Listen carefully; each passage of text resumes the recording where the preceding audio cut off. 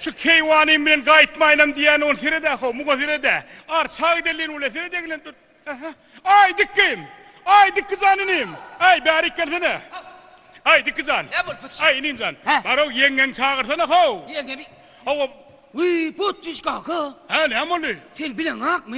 ne beni O genelcem ama. hava Komşumidin gitti topulup dura. ay ne ettin ay Hava. vah hey bolma Ne emetsek kakay? ay ne etmekten kuday takran yok toplanır diyordum sıparda ay men ne amatayda iyisi kaydıptır Kimin genelcemin mi? yok komşuyumun itinin O pottiş kaka. ha O genelcemi te topuluptur diye mako. İt genelcemi topuluptur diye. bak dikkizan He. sen va genneceni tanıyan nesin ol bir korkucuğuna vur çığırınır olma Hava. ol itin sıtma tutup yatanır Hava it korkuptur diye anışma askını yok diye de şot. şeyledir bar yengen çağırdığına hav gidelli arça Genelce. ey ağırraktan iğraydına gelli çaltırak hav Genelce. Geldi yarana arçak geldi arçak. ay keyvanı bolsana hav yürü avır kâdir varım soğullu hav yür gidelim Yürü. Yürü. ay Ha? yürü sen nire var yan hav Tadina. hav kâdiyle sen özün al oğlanlar ben gidahrin hav Ele yok inleti o. Gitsin yoğurcum gitsin biz bile gitsin. aha sen den duşsundan aylansın kok var Ele ahri yok potişka. Kovanın ten tuşun bile kurbanı ödemde de hingilikten yıkıldım o. Vahiy. Ne edip yıkılıyorsun? Şey yıkılıp koyuverdim. Vay eşikli mi? Ne ama kendisi yalangacın geli usulü ama. Vahiy. Çok eşik kalbi. Kasum malangam gırda ettin diye mi? Çıkarıp yetişmedin de yok kil gayrı yansam yere açayıp derin. Ay barla ağan alıp verir de. Allah. ey dikkizan hav inim sen özün al oğlanlar ben isten kok var ahrin hav Ele yok ele yanı. bu kâdir bayramçılık hingillik yok hav Yok da geçe gidip tadiyeyle gidip de oğlanlarla gidip para yakın kellemden kapıracak kaçta. Vahiy katıcı değildi diye mi? Olay. Vah içinde ne ama? İçinde hiç adam yok. ey kellen içinde diyeyim la kapırzan içinde ne ama Hiç adam yok. ey la eğlenecek dağıt olmadı Kelle tağıran reysa. la eğlenecek dağıt olmadı kodu olar ey sen ma oğlunun ulen gitsen kok var canlık kim 10 manatlar kalayım.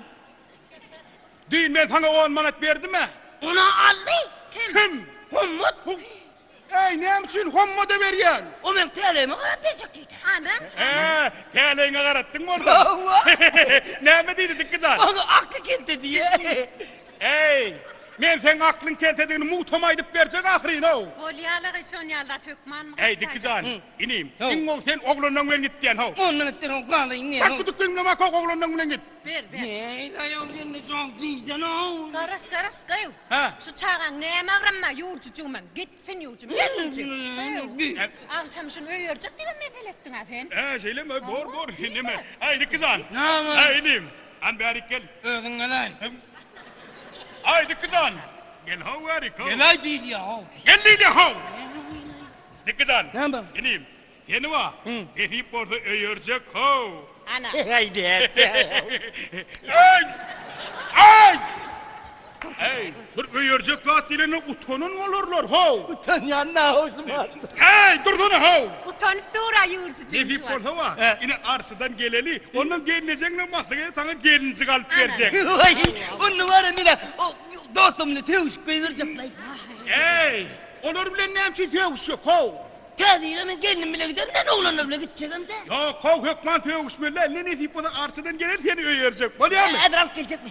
ay herral kel bana bağları satılıp duran almadır ödeyeceğim mi hav Haçanak gelecek değil. Yok bakın Ama cevap bakın. Öyle anne. Arkayım Onu orada. tadice kovacak nak gele oraya. Ne mi Alman diye anlayı? he Alman mı bor Bor önüne kalacak. böyle mi Böyle. Gelen keyvanı arsaydı.